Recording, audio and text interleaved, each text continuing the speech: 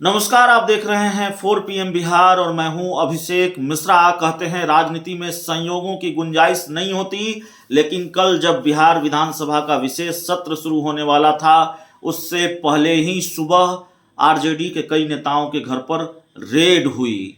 अब समझना यह है कि इस पूरे खेल का हिसाब किताब क्या है, इस पूरे खेल का गणित क्या है।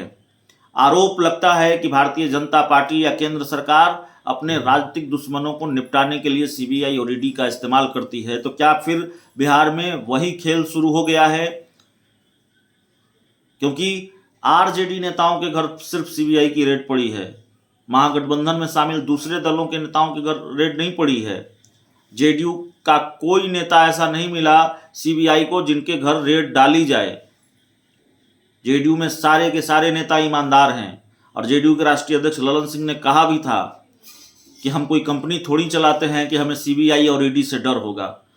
तो क्या भारतीय जनता पार्टी का खेल यह है? यह भी बड़ा सवाल है कि क्या भारतीय जनता पार्टी का खेल यह है कि नीतीश कुमार को इतना असहज कर दिया जाए।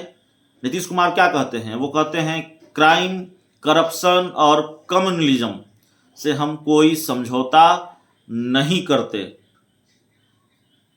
तो करप्शन को लेकर चोट कर रही है क्या बीजेपी? और बीजेपी का खेल क्या यह है कि नीतीश कुमार को बार बार यह बताया जाए कि देखिए, आप जिनके साथ खड़े हैं उन पर करप्शन के किस तरह के आरोप हैं, वो कितने करप्ट हैं और किस तरह से भ्रष्टाचार के मामले में उन पर केंद्रीय एजेंसियों का शिकंजा कसता जा रहा है। राजनीति के जानकार मानते हैं कि बीजेपी की यह चाल एक बार काम कर चुकी है।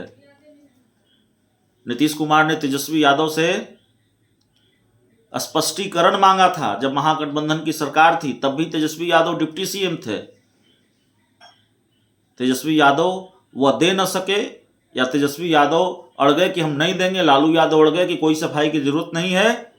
नीतीश कुमार महागठबंधन से अलग हो गए, बीजेपी के साथ उन्होंने फिर सरकार बनाई। तो फिर इस बार भी क्या खेल वही है? नीतीश कुमार को यह बताया जाए कि देखिए, आपने करप्शन से समझौता किया है, एक परसेप्शन क्रिएट किया जाए नीतीश कुमार के खिलाफ कि जो नीतीश कुमार ये कहते हैं क्राइम, करप्शन और कम्युनलिज्म से समझौता नहीं करेंगे, वही नीतीश कुमार भ्रष्टाचारियों के साथ मिलकर सरकार चला रहे हैं। जिस पार्टी के इतने नेताओं के घर पर एक साथ सीबीआई की रेड हो रही हो, जिस पार्टी के जो बड़े बड़े नेता हैं, जिस पार्टी के सुप्रीमो लालू प्रसाद यादव पर इस तरह के आरोप हों, उस पार्टी के साथ नीतीश कुमार गठबंधन करके सरकार चला रहे हैं। क्या ये परसेप्शन क्रिएट करने की कोशिश है? और नीतीश कुमार की जो छवि है कि बेदाग छवि के नेता माने जाते हैं, 2024 में कहा जा रहा है विपक्ष के चेहरे हो सकते हैं।